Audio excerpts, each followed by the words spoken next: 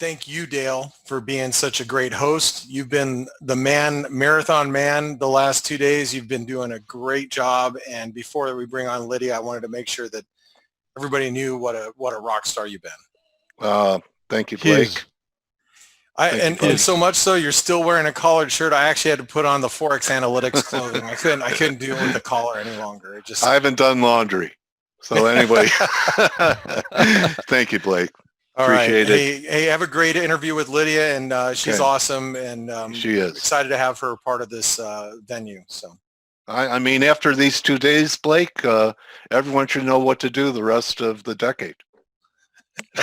Yeah, no kidding. With every asset class too. That's awesome. Yeah. All right. So Lydia, at Faith Might on deck. Great to have Lydia here. Lydia is one of my favorites. Hi. Lydia, how are you? Thank you so much for your patience. Of course. No problem. Great to have you here at the 2-day summit. And I know that you put your heart into everything you do, and you're one of the better currency cable people that I go to. The only thing I'm better at is Europound. But everything else when it comes to, and even look, I think it's bottoming here, Lydia, so I can't wait to get your take on what's happening here in cable. And your company is FM Investments, is that it? Group? FM Capital Group. Okay, and you're also an RIA, and you're also a mentor and a teacher that most likely has more patience than I do.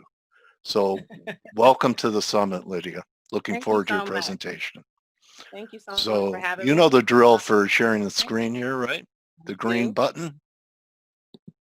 And Lydia, if you can get a little bit louder on the microphone. There we go.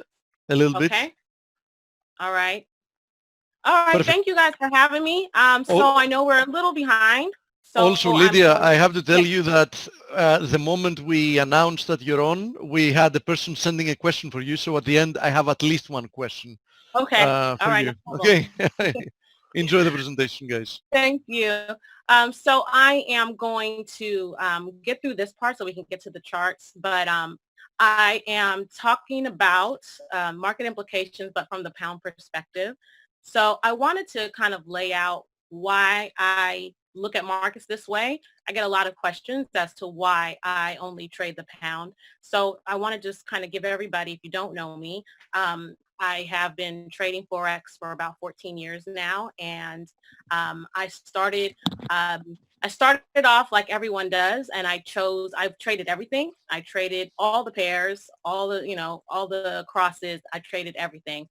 And what I found, and I traded all time frames too. So not only choosing what resonates in terms of currency pair, but also with your time frames. I traded 1-minute charts. I traded weekly charts. I traded the gamut. And what I have landed on is the pound quite specifically, and I'll tell you why. It resonated with me because while I was trading, when I started out 14 years ago, I also traded all kind of indicators, trying to get a handle, just, like all of us, we are learning what system will work for us and with our trading style. And I really love Fibonacci. So if you follow me for any amount of time, you know that I trade Fibonacci, trade using Fibonacci levels. And I loved how pound reacted to Fibonacci levels. And so I decided to pare down from everything that I was trading. And I looked at the pound dollar is what I love. So, that's my bread and butter. I also really like the euro pound, and I like the way they move. And if you trade those two currency pairs, they move very differently.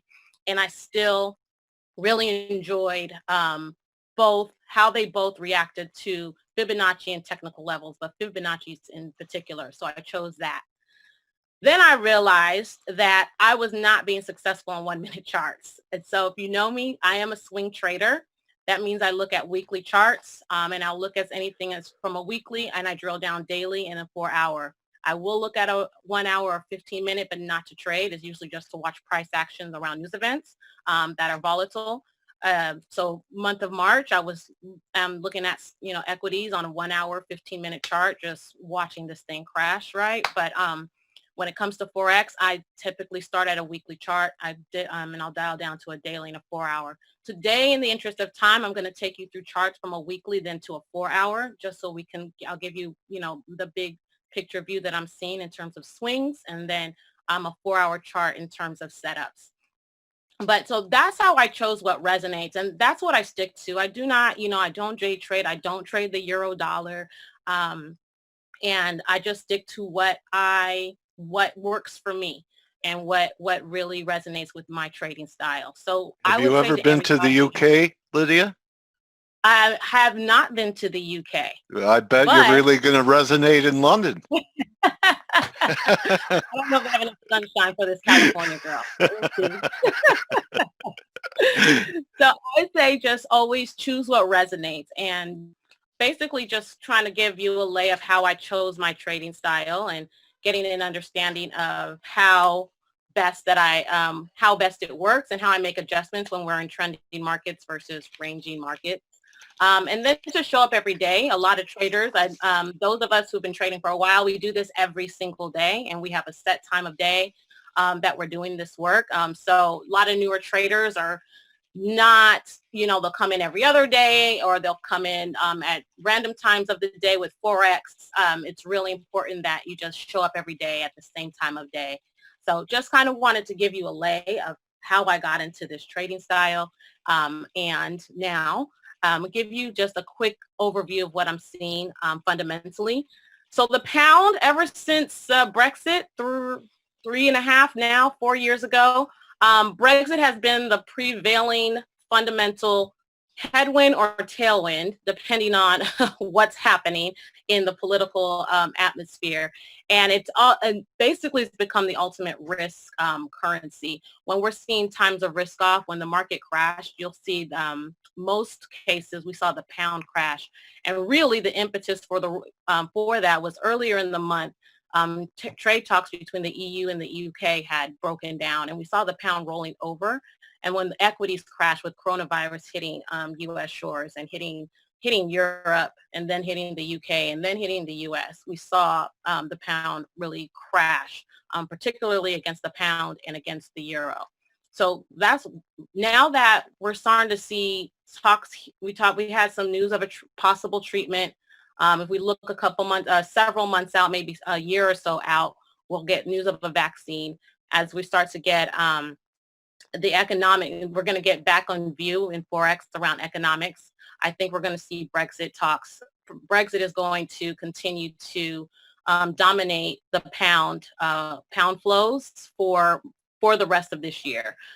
Coming up is the June 30th deadline, and then we have the 31st deadline, December 31st deadline, where some kind of trade agreement either will or will not be hammered out. So just keep an eye on that when you're trading the pound. The dollar is people are talking about it. We've called it a safe haven for several years now, since the last financial crisis. What we're seeing now with coronavirus is that it's actually beyond a safe haven. It's actually a liquidity haven. People are wanting cash. People are wanting dollars. So despite the extreme monetary easing that we've seen with the Fed, I think the Fed has gone the furthest just in terms of slashing rates and pumping trillions of dollars into markets. But we're also seeing this demand for dollars. And so while we feel like fundamentally the dollar should weaken in the long term, just because of all the easing that has happened, there's also just a demand in the market for dollars from emerging markets, from other markets, just people wanting cash, at least here in the U.S. So we're seeing this tug of war, which is why we haven't seen the dollar sell off in the face of all this liquidity. The yen still remains a safe haven, but what I've noticed, and I think several of you have noticed, is that there's this divergence right now between the yen and the S&P. And the S&P is what I watch in terms of equity markets and when I'm looking at safe haven flows. And what we're seeing right now is that there is a divergence right now. When the yen diverges, we're seeing yen strength. We're seeing yen weaken. And we're seeing equities kind of based here and kind of rally. We're going to see the yen follow. And so we'll see, and I'll show you what I'm seeing there when we look at the pound yen. The euro, with the lack of the fiscal stimulus package, I think we're going to see euro continue to weaken here. We saw a nice rally, particularly against the pound. Remember, my view is against the pound. We saw a rally against the pound, and that did not last. It did not stick. So I think as long as the EU is unable to figure out what kind of stimulus, and they're going to be really leaning heavy on the ECB to come up with a lot of support for their economies, the euro probably is likely to weaken from here. And then the CAD. The CAD, all the commodity dollars, the CAD, the Australian dollar, the New Zealand dollar, have all joined the QE club, enacting QE in the last month in response to the coronavirus. The Canadian dollar, the Canadian economy has seen a double whammy with the fall in oil prices as well. The Australian dollar has saw extreme weakness because of its proximity to China, and considered as out of the major currencies, as basically a China proxy. And then the Kiwi is our soft commodity dollar. And it's actually weakened tremendously as well, as they were one of the first countries outside of outside of China to get hit with the coronavirus, and now they're one of the first to reopen. So we're seeing that the New Zealand dollar is finding a little bit of strength here, and unlike other central banks, which might be a tailwind for the Kiwi, the Reserve Bank of New Zealand has mentioned that, you know, negative interest rates are not out of the question for the Kiwi. And that's likely in response to the fact that the Kiwi remains kind of strong relative to some other currencies. So that is just my quick rundown of what I'm seeing fundamentally. Let's go now into the charts.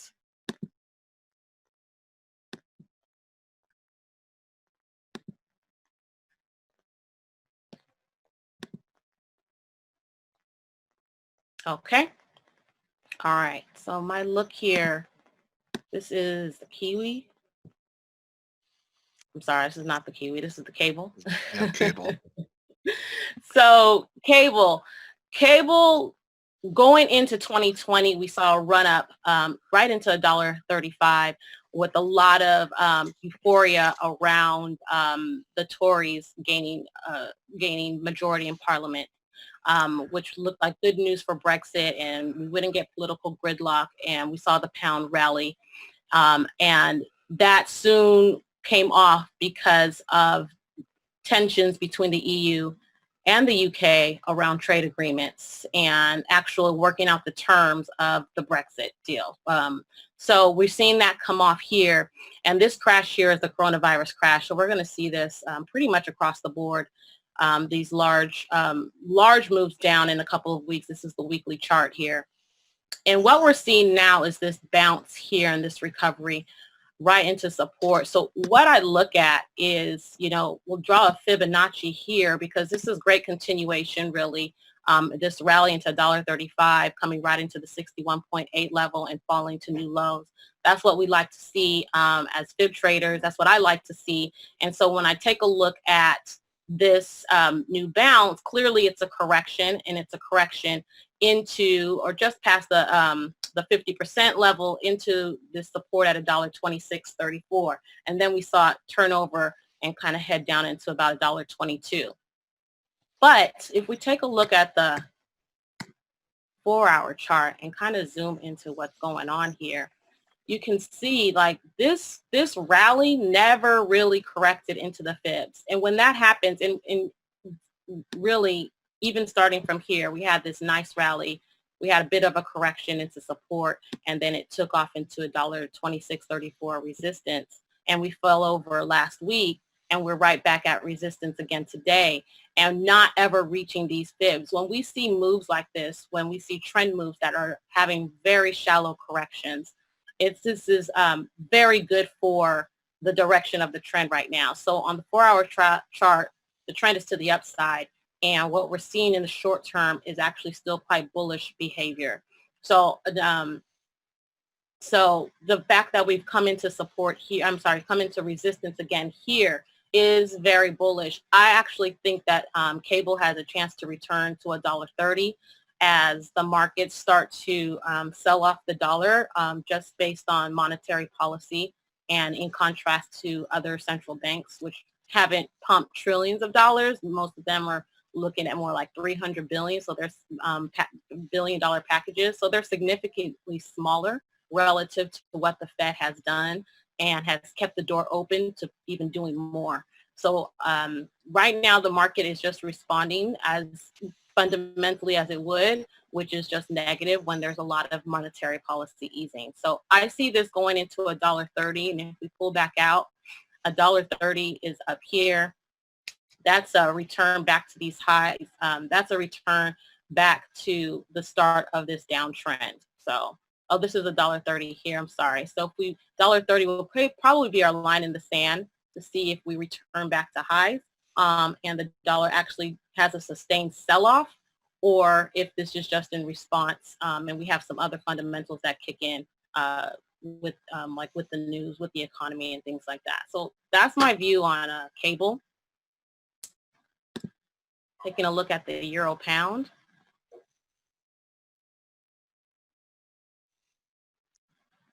So euro pound, I will say this is where Dale says that this is where Dale had this call. He did call this out to $0.90 to 90 pence. And I thought he was just like getting way ahead of himself. So we spoke, and when he and I spoke, we're actually looking at this double bottom in here, this double bottom potential. I'm always over my skis, Lydia. I thought it would go to 88.50, which was a long call from 82, but Dale called it to 90, and I just thought that was too soon to make that call. But here we are. This is part of the coronavirus crashing here. We saw a crash in the pound, and it took us all the way to 95 pence. And here we are now back below. And I have to say I'm surprised by the pullback. I thought we would see continued weakness in the pound, and we haven't. So we've broken that 61.8, which to me signals a reversal back to lows. So we'll see what happens with the euro. I think the euro fundamentals actually support a move lower from where we currently are. We have a nice level of support here between 86, 86.50. A break below that will see us return to lows. If we hold above here, we can see a return to 88.50. We can see that this has become a point where we see a lot of bids enter the market because really until the EU can come up with a fiscal package, the market's going to be concerned that their recovery in the EU may not look like a recovery in the rest of the world, where countries are able to have fiscal and monetary packages that kind of support the economy while businesses and consumers. Would closes back over 61.8 kind of change the tone if we recaptured 87.47 and closed above it a few times? So good question, because now you set me up for, this is the view I wanted to show. So drill into the, I'm going to draw it here because it's easier, but then we drill into the 4-hour chart. And is that fit? What is this? Oops, sorry.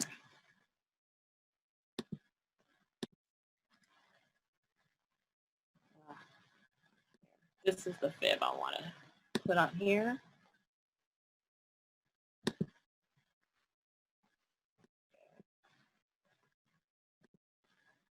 Down to current lows here. So I think recovery of that 87.50, basically 87.47 that you're talking about, Dale, I think could be a catalyst, yes, to move higher still. And really, but really we need a close above this 88.50. So anytime we come into 88.50 from the downside, so far we've been met with sellers.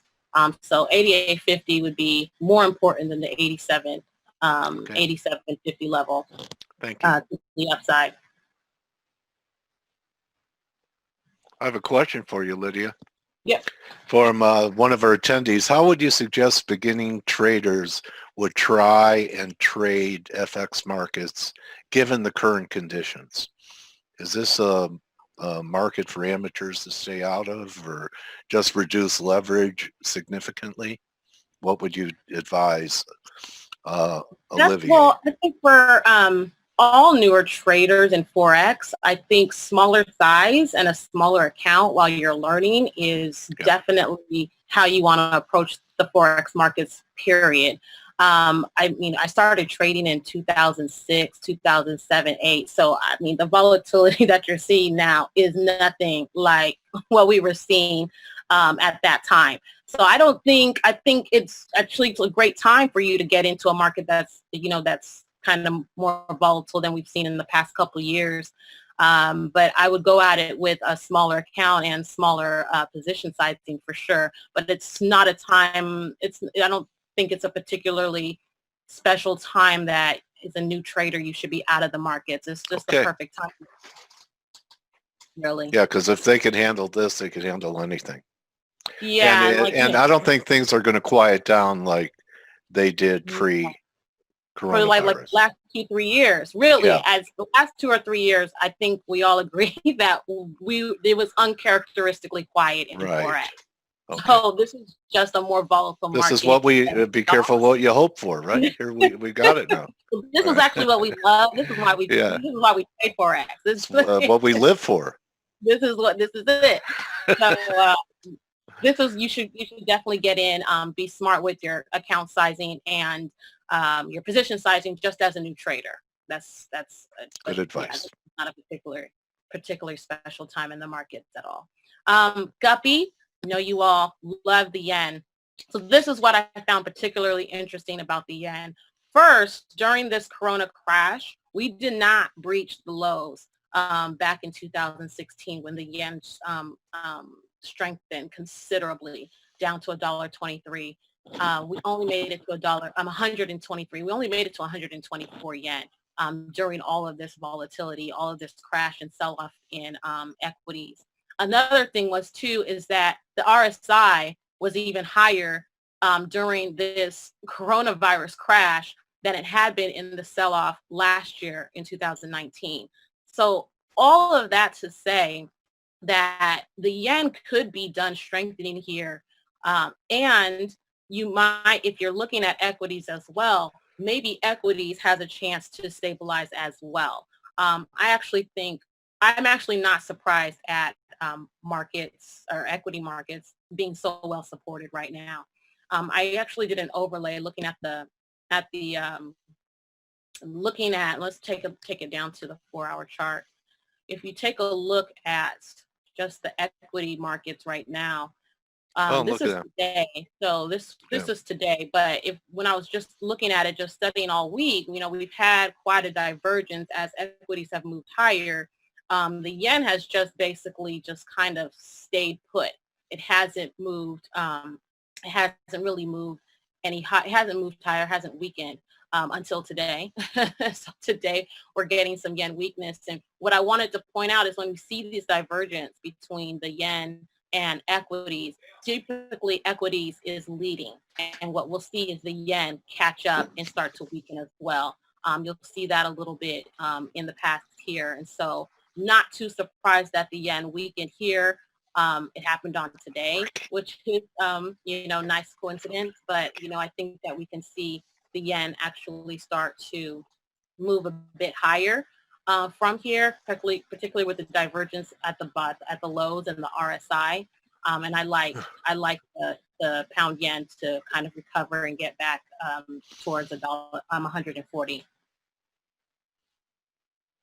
Okay. And then I'm happy to just finish it off with the Canadian dollar and take questions from here. Right. Just because the Canadian dollar, the pound CAD is probably the only market that I was looking at amongst the major pound pairs that is actually in a range-bound market. So there's not much trend here on the weekly chart. We get moving in one direction and we completely retrace. So this has been the case, it seems like, for the past 2 years in the pound Canadian dollar. and then drilling down into a 4-hour chart, you can really see that, at the extreme high, the top of the range is $1.77, and at the lows we have $1.73, and you're basically just taking a ride down from resistance to support and back up again. So back here, now we're up here. I have this about $1.75.50 kind of as an intermediary level. Sometimes where we seem to turn over if we don't get to 177, but right now we're pretty much range bound when it comes to the pound Canadian dollar. So just wanted to show an example of a non-trendy market, even during these volatile times in the market. Not everything obviously is going to be moving in the same direction. Okay, So I'm happy to take questions from there. Okay. How did you get into FX? What was your background and how did you get into FX from Randall? So that's a great question. So my path into Forex is not a typical one. My mother actually introduced me to Forex. So I came back. Wow. I came back home from business school. I just graduated from business school at Georgia Tech. And I'm looking for a job. I was between jobs at the time. And she said, you should come with me to this seminar. And I said, okay, well, what is it about? And she said, oh, it's about buying and selling currencies. And I said, well, you can't do that. And as soon as I said that, I said, okay, I'll go, because I just realized that anytime you think there's something that can't be done, it probably can be done. So let me go and see how it can be done. And this is, I don't know if Blake knows this, but this is actually how I got introduced to Blake. So I went to the seminar for the company he was working at that time. Wise Trade. Yes. And was super compelled by how easy you could buy and sell currencies relative to stocks. I mean, at the time I was only buying mutual funds and stocks at the time, and you really couldn't sell stocks then. I mean, short selling wasn't really a thing like it is now. So I was just so taken with Forex, because you can buy and sell, and it's where it's at. It is, clearly. And so, I mean, that was 14 years ago. And I have been trading, and so just started trading my own account. And from there, I got a mentor. Ilion Yotov was my earliest mentor. I followed Blake as well for a long time, but really Ilion's approach to the markets is how I learned fibs, really got into support and resistance. And from there, just learn the indicators enough to be able to trade the charts on my own with my own analysis. And then from there, just got into Twitter, and really it all snowballed from there. When I got onto Twitter in 2009, I made it a point to talk about Forex. And at the time, I had already decided I was talking about the pound, and that was very unique. People were like, why are you trading just the pound? And pretty much how I ended up here today with you all. Because it resonated. Does your mother still trade, and what trading platform do you use? Oh my goodness. My mom does not trade. My mom is just an investor. She just likes investing, period. She'd rather I trade it for her, and she gives me the money to trade on her behalf. She prefers it that way. She's just interested in just why have markets. kids? Why have kids if they're not going to trade for you? Right? Okay. What a great presentation, Lydia. Thank you so much for all your hard work to make Lydia, yes. as I said earlier, we had a question that came in the moment we announced that you're going to be on. Actually, it's a triple question. How do you define success as a trader? What's the hardest mistake to avoid while trading? How do you feel your biases affect your trading? What are 3 things I can do to take my trading to the next level? All those came very, very early before the event. It's a 12-part question, Lydia. Yeah, but if you want to briefly, address those bullet points, I think we can close with that. Sure. I mean, I think like any trader, I'm defining success by my P&L, but also if I'm following but above that is if I'm following my trading plan. So if I'm coming at markets with a plan, that's great. If I'm sticking to my plan and trading the plan, that is the mark of success. And then the outcome is what the outcome is. So I think it's super important to go into markets every week as a swing trader every week, and have a trading plan in which you're going to look at markets. How to take your trading to the next level? I think you should definitely pair up with a mentor. So any of the traders here, Forex Analytics runs a great service. And if you're newer to Forex, I have a course actually that you can take. And if you're here now, I actually have a special for, I'm running this special right now for all of the Trader Summit participants and attendees right now. You can check out this course. It really is designed to teach you how to look at charts for yourself and learn just the 5 basic indicators that most of us have actually gone over in these last 2 days and used. And just to give you a basic foundational course so that when you're now then approaching a mentor, you have a background of knowledge to which you can build on and just accelerate your learning curve. So that that's one thing I think it's really important. I think a lot of us were self-taught and we've gone through the gamut of learning, blowing up accounts, all of that. I will also say be comfortable with losing money. I actually spoke with somebody on Sunday who was interested in trading Forex and was just very concerned with not losing any money. And I just told her, like, you have to get rid of that ideal. You're going to lose money. And so the quicker that you can just embrace the fact that you will lose money, the better you'll do. And the key is to just, how are you approaching the markets? Which is why I wanted to kind of start off with how I come into the markets. That's the biggest thing. Do you have an approach to Forex that works for you, that resonates for you, and the current prevailing market environment works with that approach? I mean, those are the things that will give you a higher probability of success. Like Forex is not stocks. You know, this is a leveraged market for us retail traders. So it's really important that we are much more systematic than just buying and holding something, and have a real approach to the markets. What were did I answer? I only answered 2 of the questions. Were there more, Steve, that I didn't really touch on, or another part of the question that I could touch on?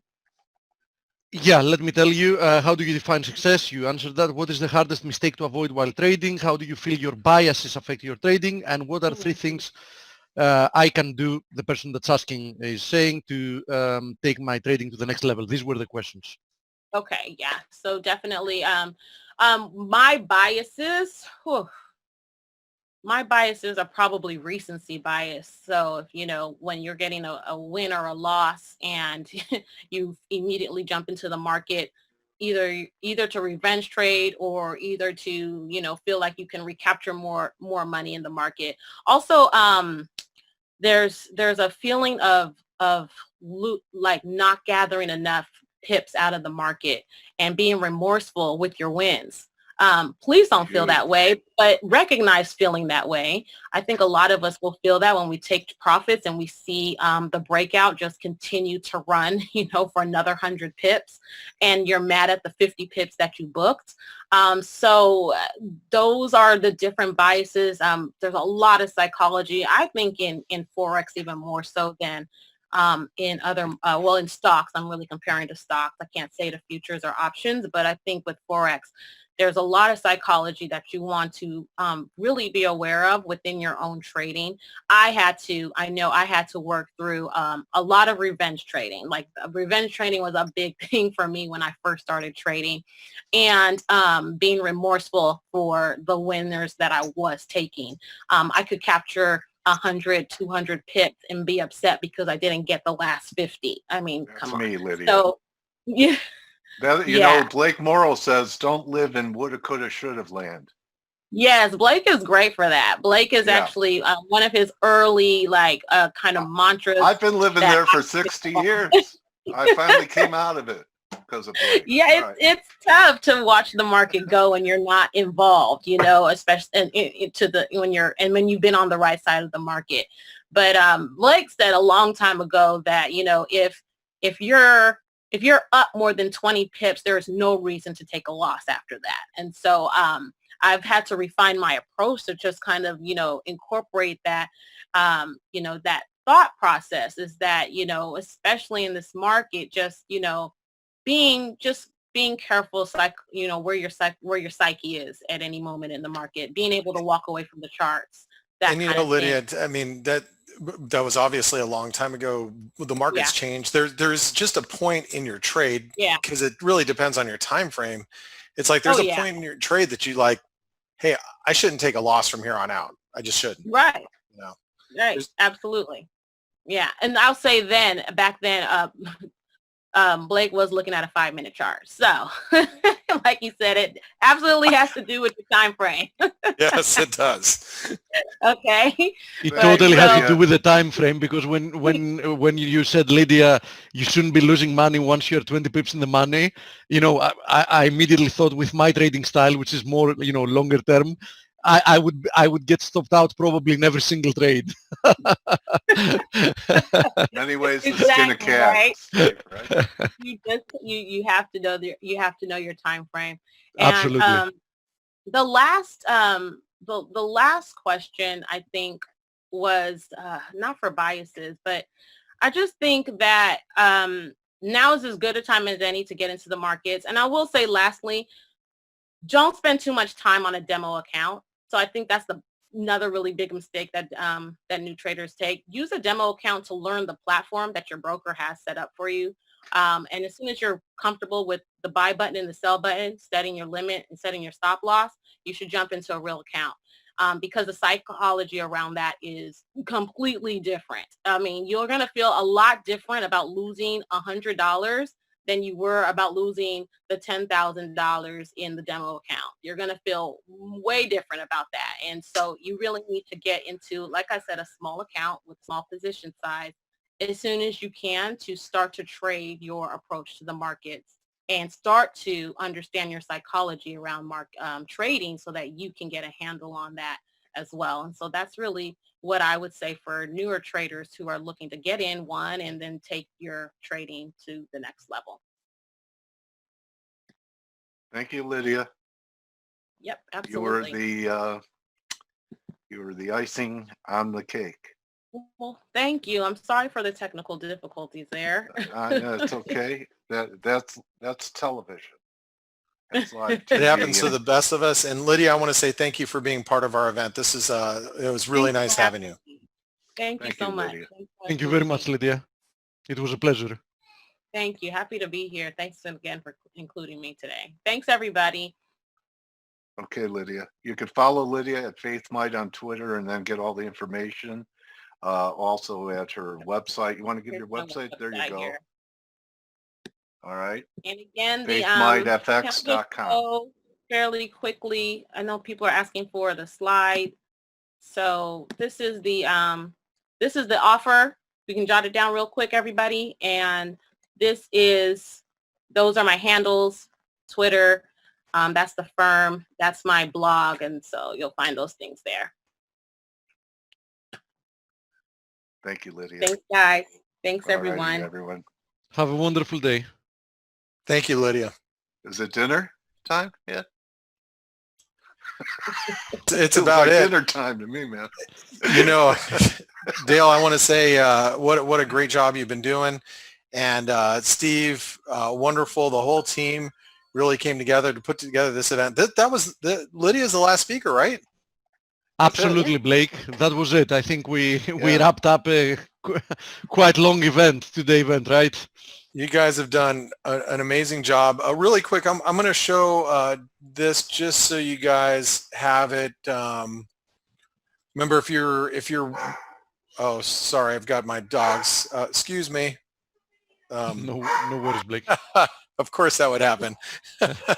I had my cats Hold on one earlier on. second. Yeah. They know exactly what I'm speaking. Okay. So what I wanted to say, guys, sorry about that. If I should have shut my door to my office. The Trader Summit, Forex Analytics, you know, I know we've talked a little bit about Forex Analytics, not a lot, but if you want to be involved and you want to take advantage of the Trader Summit offer, 75% discount on the first month, and then 25% discount thereafter, which is great because we don't do that normally on monthly subscriptions. So Steve or Stelios or one of you guys can Already done, mate. Already done. Put it in the chat. And then I want to once again thank our sponsors, Forest Park FX.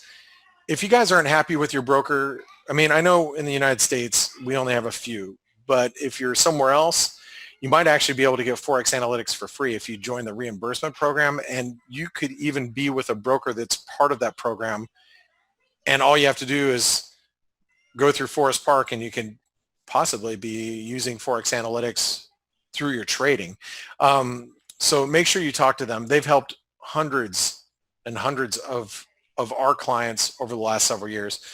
IG Markets, really wonderful brokerage firm. I haven't used them personally just because they're so new in the US, but if I traded retail and I didn't use JP Morgan for my executions, I'd be looking at them because I know what's out there.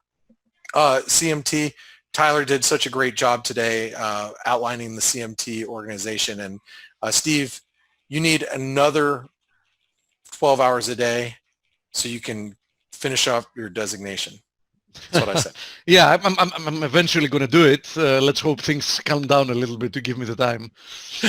All right, and then obviously FX Street, they've been wonderful to us over the years. We've mutually put a lot of stuff on each other's sites. They're a great media partner.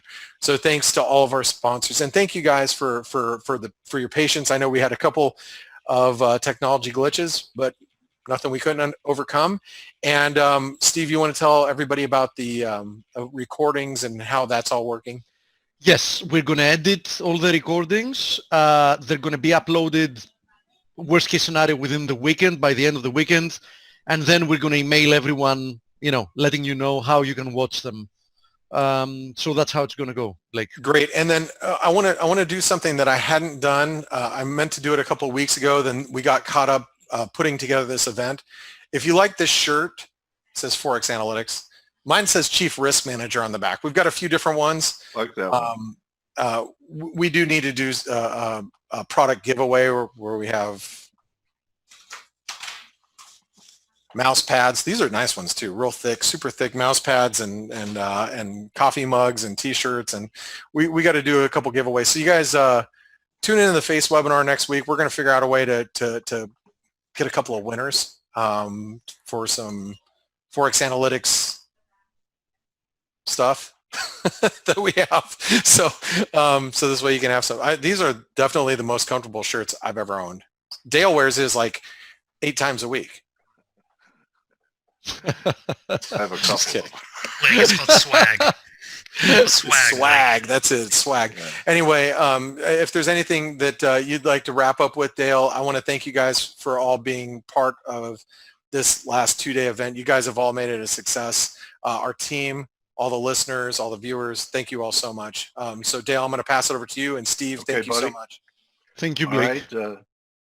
I have one thing to say. No matter what, all these narratives and everything we've heard the last couple of days, I think Kenny Rogers was a traitor. What do you think, Lydia? You got to know when to hold 'em, know when to fold 'em, Yes, know when to walk away, know when to run. You never count your pips. When you're sitting at your platform, there'll be time enough for counting when the dealing's done. Don't just count your pips, count your blessings. Thank you, Lydia, Steve, partner. Thank you, Dale. You were, as always, a wonderful host. So, I'm thankful we were here. Everybody have a wonderful day, and we'll see many of you tomorrow on Face. Yeah. Okay, everyone. Remember, money comes and goes. Time is gone forever. Make it count. Find people that resonate with you, as Lydia said, that have your same ethics, your same morals, and invest in yourself. When you sign up for education, you're not paying somebody. You're investing in yourself. And everyone we brought to the table is one of the best in the industry. So thank you very much. You have plenty of choices to make now. Steve, I guess you could end the meeting. Adios, everyone. Adios. Bye-bye. Bye. Bye-bye.